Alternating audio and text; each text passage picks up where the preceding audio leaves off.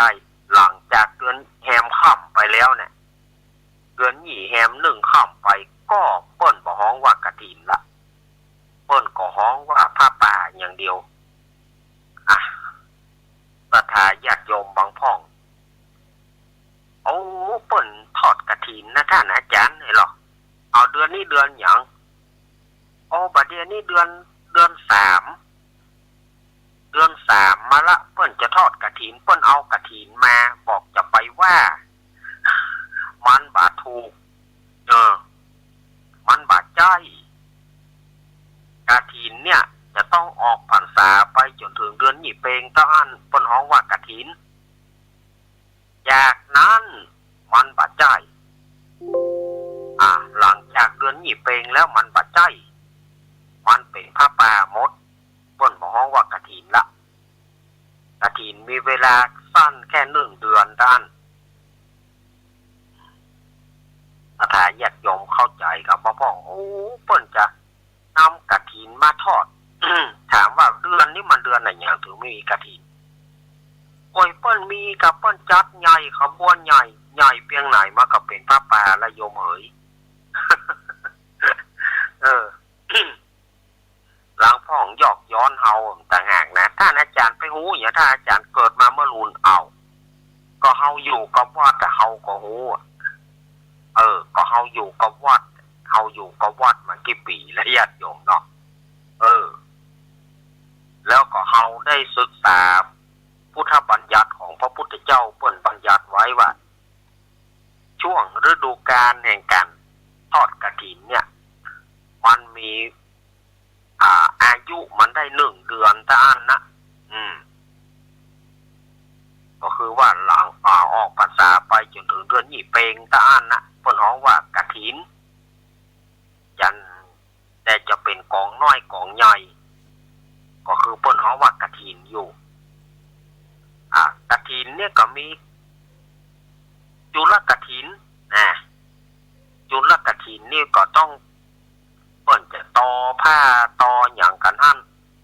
แล้วก็ทำบุญกันวันค่ำคืนหุ้งเพราะว่าจุลกฐินแต่กฐินสามัคคีทั่วไปเมื่อคืนก็บางวัดบางวาก็จะมีการสมโภชบางวัดบางวาเปิ้นก็มากันเงียบๆก็มีกฐินสามัคคีกฐินพระราชทานก็คือต่างเจ้าต่างนายเปิ้นเอากฐินมานักกฐินพระราชทานของในหลวงกาเปิ้นจะนำมาทอดที่ไหนอันนี้เป็นกฐินพระราชทานส่วนกฐินสามัคคีก็บ้านเฮาบ้านเปิ้นกรุงเทพยังไม่ละปูนที่ไหนบอกว่าจะได้นำกฐินไปทอดวัดหั่นวัดนี่อันนี้ในเวลา1 เดือนเนี่ยที่เปิ้นจะมีการทอดกฐินขึ้นคำว่ากฐินมันแปลว่าไม้สะดึงญาติโยมเนาะไม้สะดึงมันมีลักษณะเป็นวงเปิ้นเอาไว้ทาบขอบผ้ามันเอาไว้ทาบผ้าเวลาเปิ้นยิบจีวรน่ะเปิ้นยิบจีวรเปิ้นถวายเป็นผ้ากฐินเนี่ยเปิ้นยิบเป็นผ้าจีวรเปิ้นเอาสะดึงเข้าทาบผ้าไว้วัดเหมาะมันได้ดีแล้วบอกว่าจะเย็บตามตะเข็บของมันเนาะเพราะว่าสะดึงก็คือกฐินเนี่ยศรัทธาญาติโยมนี่เปิ้นฮ้องว่าอย่างนี้นะเพราะว่ากฐินแต่ละวัดจะรับได้กองเดียวด้านถ้าว่ารับหลายกองก็ผิดวินัยของสงฆ์แต่ละวัดเปิ้นก็รับได้กองเดียวโดยเปิ้นมีฮูกจระเข้ธงจระเข้เนี่ยเปิ้นถือว่าถ้าว่าธงนั้นไปปักแล้วก็ว่าวัดนี้ได้รับกฐินแล้วหรือว่าธงตะขาบธง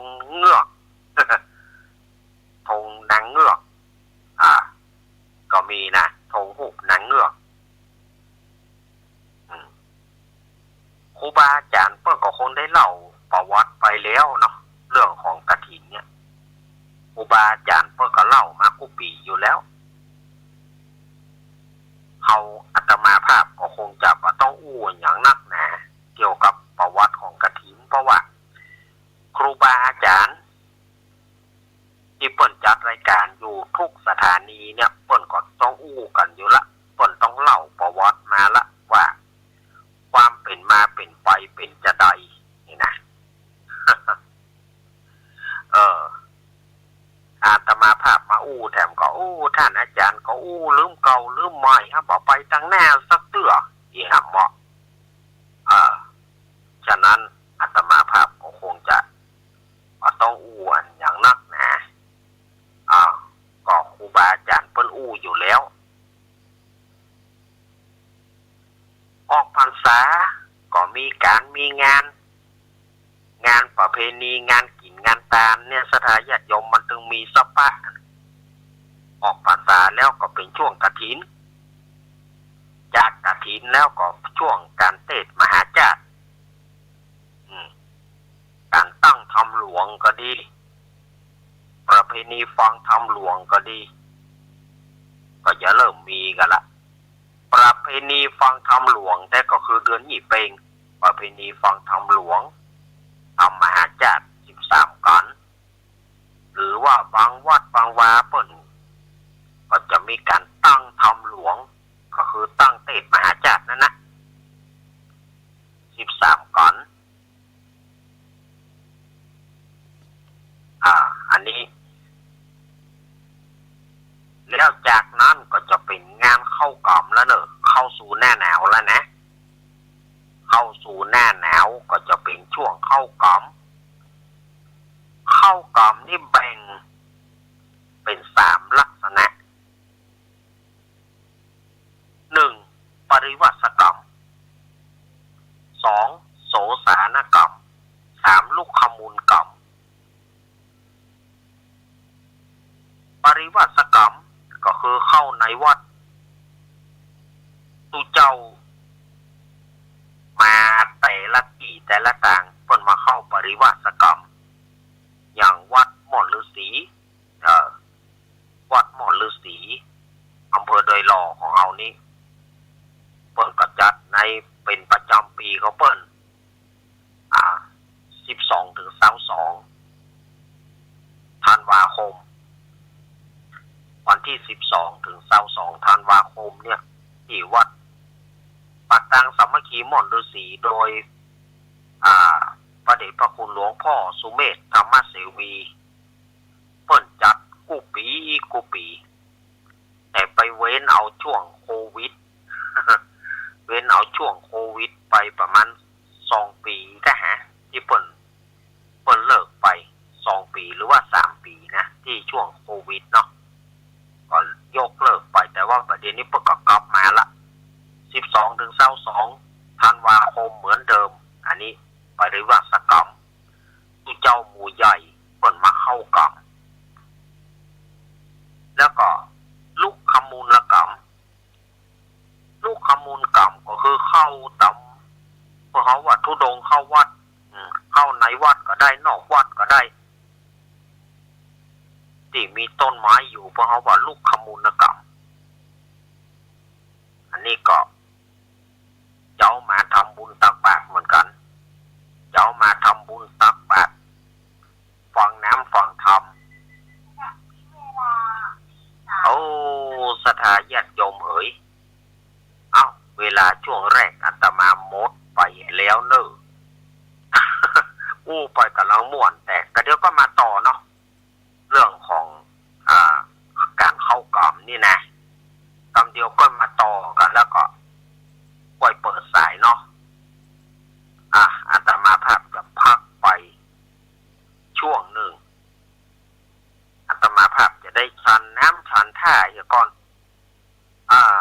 พักผ่อนอิริยาบถเถอะกำนั่งตะมอดตี2เกิงแล้วสถาญาติโยมนั่งอยู่นี่นะตอนนี้ก็ได้ตี3:56 นาทีอาตมาภาพจะพักสักตำเดียวเนอะ สี่ปลายน้อยค่อยมาปากกันทำไมแต่มาพักกับเดี๋ยวจะไปหมุนขึ้นนี่ไปไหนเตอร์เนอร์เดี๋ยวค่อยปากกันนอกขอเจริญพร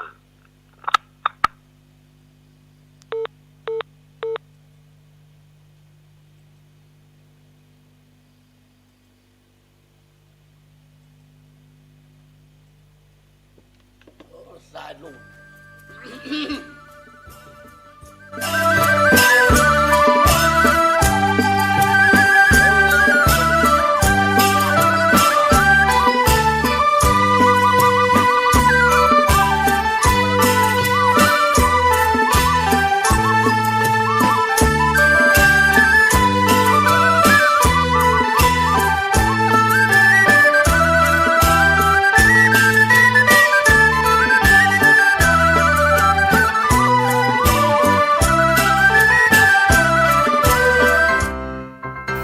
น้องๆหน้าหนาวนี้ไปแอวเหนือเฮาพักที่นี่บ่รีสอร์ทนี้ดีขนาดมีเครื่องทำน้ำอุ่นระบบแก๊สเอาไว้ให้พร้อมแต่ก็ต้องระวังเนอะเครื่องทำน้ำอุ่นระบบแก๊สมีคนตายมาหลายรายแล้วจะอั้นเลยกะอ้ายก็นึกภาพเอากะเปิดเครื่องทำน้ำอุ่นระบบแก๊สในห้องน้ำถ้าบ่มีพัดลมดูดอากาศการหมุนเวียนของออกซิเจนมันจะดีได้จะใดในเมื่อการเผาไหม้บ่สมบูรณ์ก็เกิดการสะสมแก๊สคาร์บอนมอนอกไซด์สูดดมเข้าไปมันจะไปจับกับเม็ดเลือดแดงและทำให้เม็ดเลือดแดงจับกับออกซิเจนได้น้อยลงเมื่อออกซิเจนเข้ามาถึงปอดก็จะย่าให้คลื่นไส้เมาหัวหายใจยากจนถึงขั้นเป็นลมแล้วก็ตายได้โดยเฉพาะคนที่มีโรคประจำตัวเช่นโรคหัวใจโรคเลือดจางหอบหืดถุงลมโป่งพองโรคความดันโลหิตสูงซึ่งจะมีโอกาสสูงกว่าคนอื่นน่ากลัวขนาดเนาะมันก็บ่ถึงขนาดนั้นถ้าหาหูวิธีคือถ้าอาบน้ำด้วยเครื่องทำน้ำอุ่นระบบแก๊สบ่ดีอาบเกิน10นาทีจะต้องเปิดพัดลมระบายอากาศหรือให้อากาศถ่ายเทได้ดีอันนี้ก็จะช่วยได้นักถ้าหมู่เฮาแค่หูข้อมูลเพิ่มเติมโทรสอบถามได้ที่กลุ่มสื่อสารความเสี่ยงและพัฒนาพฤติกรรมสุขภาพสำนักงานป้องกันควบคุมโรคที่1เชียงใหม่053-140-774-6หรือสายด่วน1422จนเครียดกินเหล้าจนเครียดกินเหล้าจนเครียดกินเหล้าจนเครียดกินเหล้าจนเครียดกินเหล้าจนเครียดกินเหล้าก็เลยยิ่งก็เลิกสิเหล้าอ่ะจนเลิกเหล้าเลิกจนเริ่มต้นเข้าพรรษานี้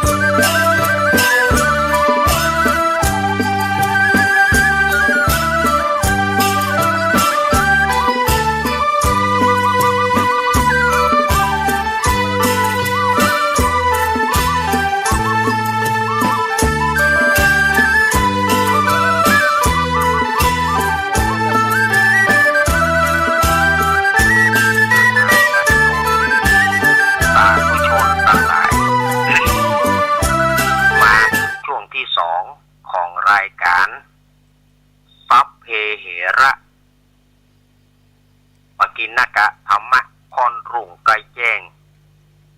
รายการเสียงธรรมแสงทองก็มาปะกันช่วงที่2ของรายการ อย่าง อย่างตะกี้สายหลุดกะครับ ไหน ตะกี้ รุ่นไหนเวลามันหมดดู อ๋อ เอาก็ถึงบอกแล้วเราว่าเวลามันหมดไปอีอ่ะเนี่ยศรัทธาญาติโยมก็อาตมาภาพก็เลยมาเข้ารายการในช่วงตีสี่ช่วงตีสี่อาตมาก็มาเข้ารายการถึงช่วงหนึ่งของรายการนี้ตะกี้นี้อาตมาภาพได้เล่ามาถึงว่าการเข้ากล่อมมี3 ลักษณะปริวาสกรรมว่าไปแล้วลุกขมูลกรรมก็คือเป็นธุดงค์เข้าวัดเป็นทำเข้ากล่อมนอกวัดประเดี๋ยวสบายกับศรัทธาญาติโยมมีเต็นท์สนามของฝ่ายมันต้องได้แปลงถึงเฟืองสมัยก่อนนี่แปลงถึงเฟืองหรอแปลงถึงเฟืองไผ่ตู้เจ้าตัวใดไปโดนขวยมดก็ ไปแปลงตูบก็โดนไปแปลงตูบทับขวยมดก็ยังว่านั่นเมื่อคืนมาได้หลับได้นอน มดแง่ม โอ้ทรโมสังโคมดแง่มมดแดงไฟนี่นะป่ะอย่างยุ่งเนอะแบ่งถึงเฟืองบางทีฝนตกมาฝนตกมาหัวจกจากป่าโล่นก็จำเป็นโล่นป่าย้ายครอบครัวก็จำเป็นได้ย้ายป่าเดียวนี้มันง่ายป่าต้องพระสงฆ์องค์เจ้าก็ป่าต้องได้ไปนอนถึงเฟืองละเต็นท์สนามเปิ่นตึงมีป่าต้องได้แปลงตุกแปลงปางละสมัยก่อนนี่เข้ากำโอ้ยแปลงตุกแปลงปางกันเป็นเดือนนะ การเข้ากำอันนี้ก็คือลูกขมูลกรรมแล้วก็โสสานกรรม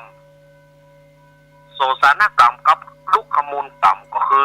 ตัวเดียวกันนั่นนะแต่ว่าโสสานกรรมไปเข้ากรรมปัจจาพิธีกรรมพิธีการก็เหมือนกับลูกขมูลนั่นนะฟังธรรมเอาธรรมเรื่องอย่างไปฟังให้ปีตายการทำให้ปีตายเอาง่ายๆเนาะการทำให้ผู้ที่วายชนไปพ่อแม่กาญาติมิตรพี่น้องกาเนี่ยเวลาเข้ากรรมเขาก็ตานทำมาลายโพดผ่องมหาวิบากนิพพานสูตรมหามูลนิพพานเรียกว่าเอาทำไว้เป็นมัดนิมนต์พระสงฆ์องค์เจ้านิมนต์เน้นมาเตดอันนี้พอโพดเพศโพดผีเปิ้นเขาว่าโพดเพศโพดผีโพดเพศโพดผีอันนี้ศรัทธาญาติโยมเข้าใจเนอะอันนี้เปิ้นเขาว่าโสสานกรรมไปเข้ากรรมที่ปัจจา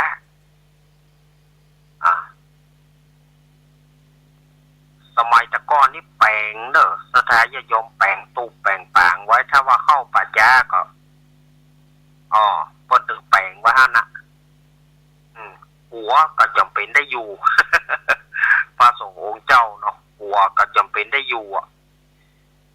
ปัจจาบัดเดียวมันบ่น่ากลัว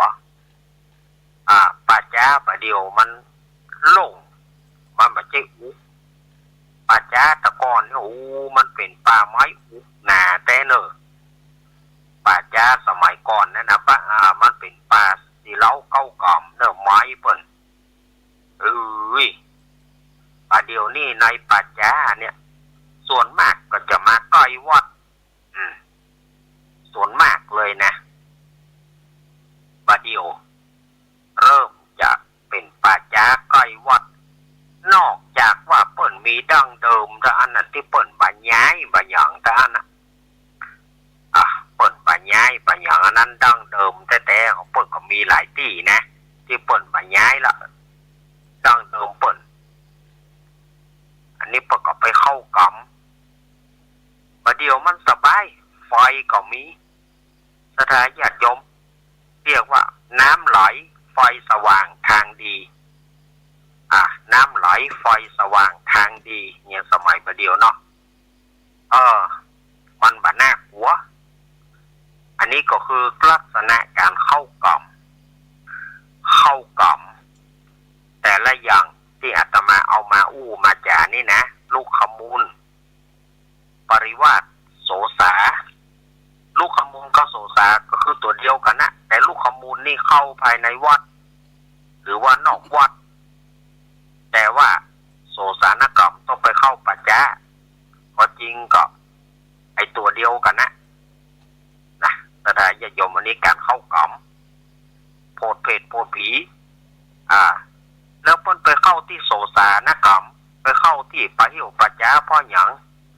1เพิ่นแปลงเมน 2เพิ่นแปลงศาลาปัจจาเพิ่นทำพิธีอย่างปัจจาเพิ่นไปพัฒนาปัจจาเนี่ยเพิ่นก็จะต้องมีการเข้ากรรมก่อนตามโบราณบ้านเมืองเข้ากรรม5 คืนพ่อง6 คืนพ่อง7 คืนพ่องเอาแล้วแต่ว่า เพิ่นจะกำหนด5 คืนกะ6 คืน7 คืนก็แล้วแต่อันนี้การเข้ากรรมเนาะแล้วเพิ่นแปลงเมนแปลงอย่างนั้นเพิ่นคือแล้ววันนั้นแล้ววันที่ออกกรรมแล้วก็ลวดตานเมนตานกองฟอนลวดตานเมนตานกองฟอนแล้วก็ลวดออกกรรมอันนี้ก็มีอันนี้คนโบราณอาจารย์โบราณการครูบาอาจารย์เพิ่นได้บอกไว้ว่าอย่างเนอถ้าเข้ากรรมเพิ่นพัฒนาโพดเพศโพดผีบ่ให้มันได้เป็นหยังให้มันอยู่สุขสบายเหมือนกันจู้ผู้จู้ฝ่ายอีกเพิ่นว่าอีก ครูบาอาจารย์ประกอบจะมีการพัฒนากันอย่างเงี้ยเนอะอาตมาได้นำเอามามาจากวันนี้นะสถาญาติโยมท่านอาจารย์เอ๋ยไอ้ยังไปล่ำไปเหลือนี่ท่านอาจารย์มานี่นะท่านอาจารย์มามาจานี่นะเอาเรื่องไอ้ยังมาเอาความจริงมากับเรามันแบบใจน่ากลัวอย่างเราสถาญาติโยม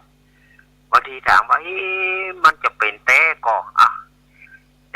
ต่ก็ลองสอบถามครูบาอาจารย์แต่ก่อนดั้งเดิมมาครูบาอาจารย์แต่ก่อนดั้งเดิมเปิ้นก็ประพฤติปฏิบัติกันมาอย่างอี้เขาก็มาเล่าให้ญาติโยมฟังอย่างอี้ เอาบ่สถานญาติโยมเอาวะเนาะ4 โมงปลายละตี 4 ปลายละแล้วเดี๋ยวตี 4 เกิงก็จะได้ปากกับพระเดชพระคุณหลวงพ่อท่านพระครูวรธรรมนาถเจ้าคณะอำเภอสันติสุขเจ้าคณะตำบลสันติสุขอำเภอไดหล่อเดี๋ยวเปิ้นจะมาเตะทำเปิ้นจะมามาจ๋าเสียงเปิ้นม่วนกว่าอาตมาหรอกหลวงพ่อนะเสียงเปิ้นม่วนกว่าอาตมาก่อน อาตมานี่ห้าวปะแนวบ่มีน้ำไปไหนเขาจังกับข่อยบ้านข่อยจอง เอาเนาะสถาญาติโยมอาตมาวางสายเด้อเอาไปจะโทรมาตอนนี้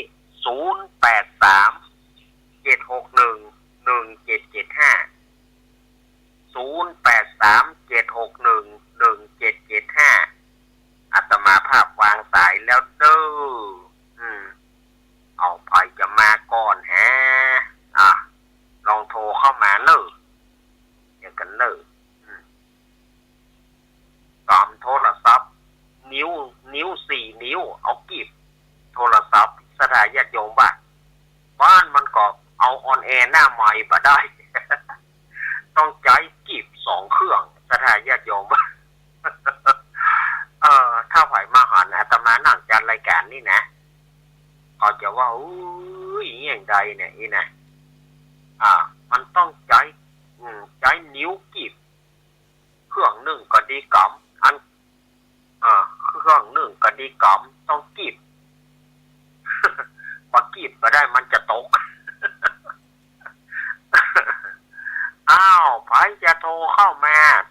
มาเลยเนอมีกอแหถ้วยตองตักดังแล้วนี่อาตมาเปิดตั้งนอกเนี่ยอย่าเริญปอนแม่เพนข้าพเจ้าเจ้าดีมีกำลังใจในชัดเจนดีนะชัดเจนเนาะไม่ได้ฟังว่ามันนักเรียนเป็นแนวนี่นักเรียนไหมจ๊ะอ๋อกะนักเรียนอ๋อจะต้องมันเข้ากับว่าเป็นไม้ที่ไหนไม่ถามนะเรียกอยู่ว่าเป็นมากกว่าเป็นมากกว่าที่เก่าพี่น้องอยากกันเลยเนาะครับอยากคือกำลังใจเย็นนะเป็นกำลังใจแม่เพนมากันเนอะแม่เพนมาละคนสู้ชีวิตมาละใส่รักเจริญปอนเจ้าอาจารย์เจ้าอาจารย์ลูกเบนตั้งได้แม่แม่สมัยนางแลอาจารย์ลูกเบนเนี่ยจัดตี 3มาแล้วกันเนาะจัดตั้งแต่ตี 3มาแล้วแม่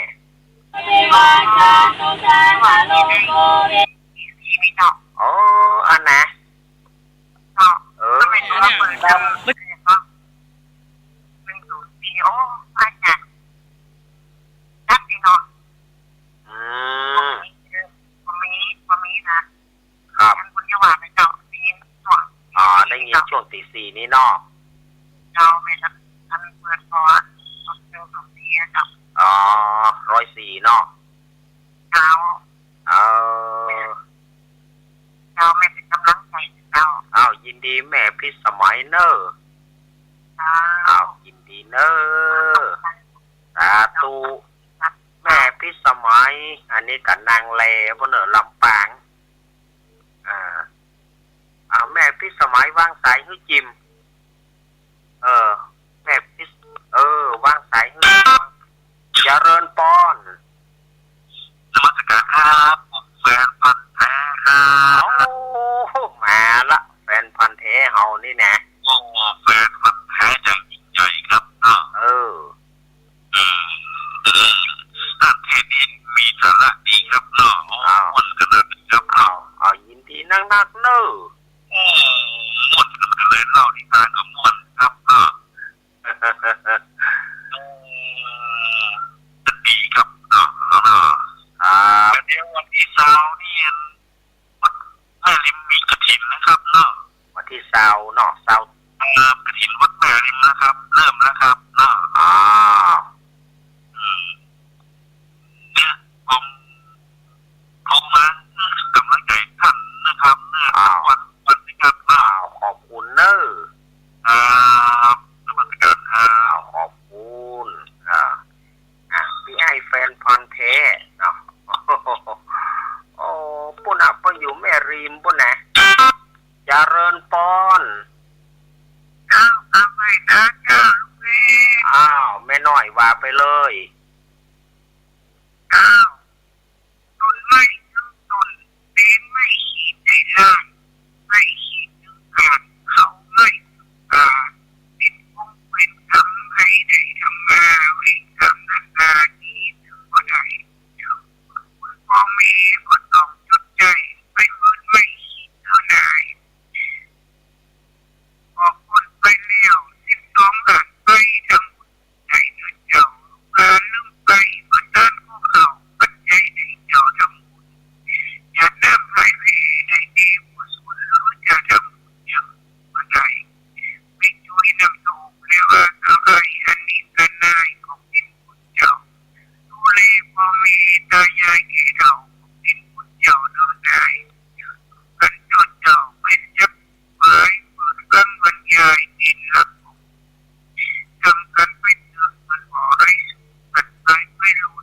ทำให้เจ้าไว้สักยินดีแม่น้อยยายน้อยกะนัดยินดีเนอร์ยายน้อยกะนัดเนอร์เจริญปอน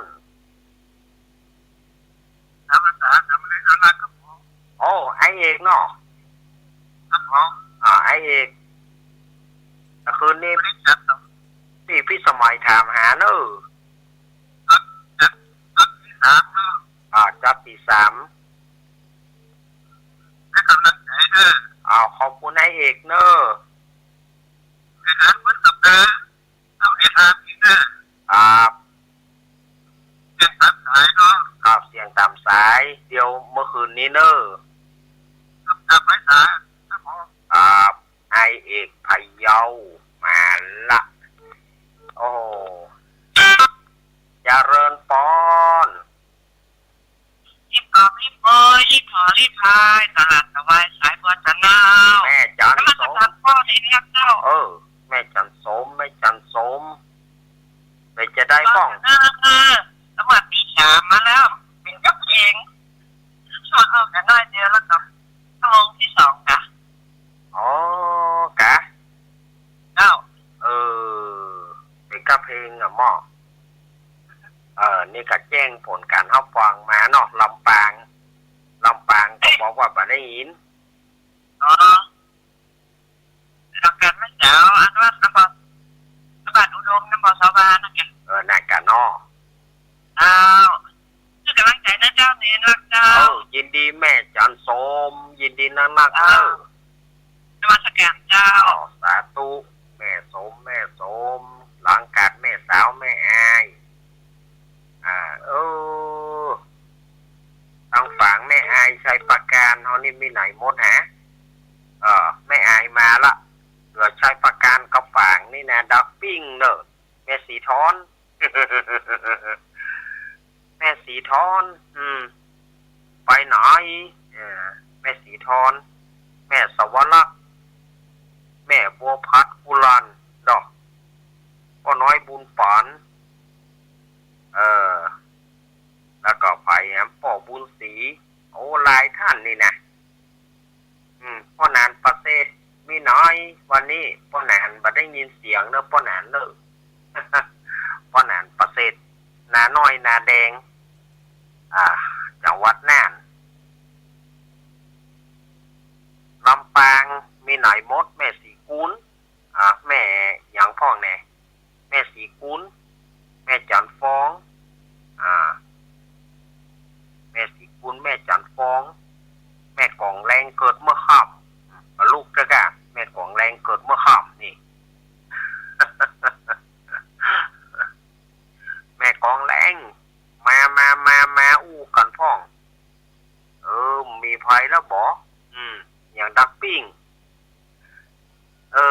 เนาะสายตั้งเฮานี่ดักวิดดักวอยนะมีอยู่ก่อขจายเวลาจะหมดนะเวลาช่วงที่2นี่มันน้อยนะเวลาที่ช่วงที่2นี่มันน้อยนะเวลาจะหมดแล้ว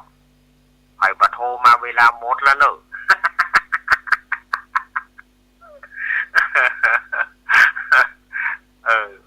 ไผโทรมาจ้าเวลาจะหมดแล้วนะ เพราะว่าช่วงที่2นี่มันไม่ใช่เมินหรอกมันแค่20 กว่านาทีบ่ได้20 กว่านาทีก็เดียวก็หลวงพ่อท่านพระครูวรธรรมนาถเพิ่นจะเข้าต่อจากอาตมาภาพนะประเดชพระคุณหลวงพ่อท่านพระครูวรธรรมนาถเพิ่นจะเข้ารายการตี 4ไปถึง 6 โมงอาทิตย์ที่แล้วเพิ่นก็ขออาตมาอยู่นั่นนะแต่ว่าในช่วงตี 5อาตมาก็ต้องทำวัดสวดมนต์ทางวัดช่วงของภาษาเนาะมันละตั้งใดก็บ่ได้อย่างว่าในกันเนาะกิจวัตรของสงฆ์เดี๋ยวอาตมาลูกจัดรายการแล้วอาตมาก็ต้องไปลั่นละกองแล้วก็เพื่อพระสงฆ์องค์เนนมาครบก็จะได้ทำวัดทำวากันเนี่ย โอ้พ่อว่าสบายอย่างตู้ให้ลงมาบวชสัก7 วันบ่หรอ สบายอย่างตู้แต่ให้ลองมาบวชพอกันจะรู้ว่าสบายก่อนเนาะ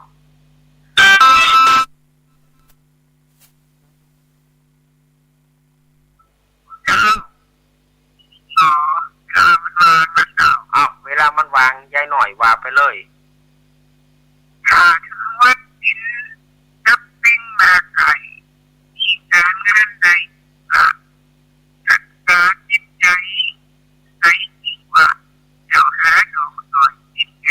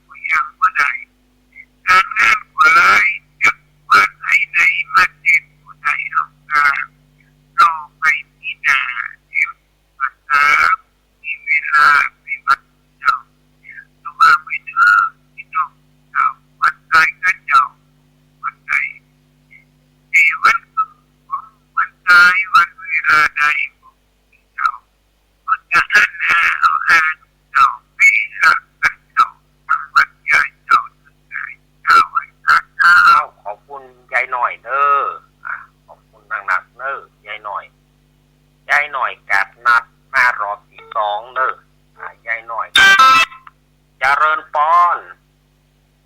จากเจ้าดังได้เย็นนี่นะเจ้าแม่สายทองเนาะแม่สายทองมาละเย็นนี้ก็จะเป็นที่เจ้าชัดเจนเนาะเริ่มหนาวเริ่มเย็นมาแล้วนะครับขอบคุณเนอแม่สายทองสาธุแม่สายทองทานยะแก้วนี่ก็พวกเราคุยการเนอคุยการสถาญาติโยมก็นำมาอู้กันนำเอามาอู้กันต่างๆนานาเนาะสถาญาติโยมหลายเรื่องหลายราวโอ้เวลาเหลือหำเพิ่มตอกเดียวเวลาจะหมดแล้วสถาญาติโยมเหยหำน้อยเดียวอาตมาคงบ่ฮับสายแล้วเด้อคงบ่ฮับสายไปละเพราะว่าเวลามันจะหมดแล้วหำน้อยเดียวบ่ได้ในเมื่อเวลามันบ่มีก็ต้องหยุดไปเนาะสถาญาติโยมก็เดี๋ยวก็ฟังต่อจากหลวงพ่อท่านพ่อครูวรธรรมนาถเป็นลำดับต่อไปอันนี้มาหมดเวลาละอาตมาก็จะได้นำเอารายการอำลาสถาญาติโยมไปก่อนจะไปลืมเนอะวันที่18ตุลาคมงานตักบาตรเทโวโรหณะที่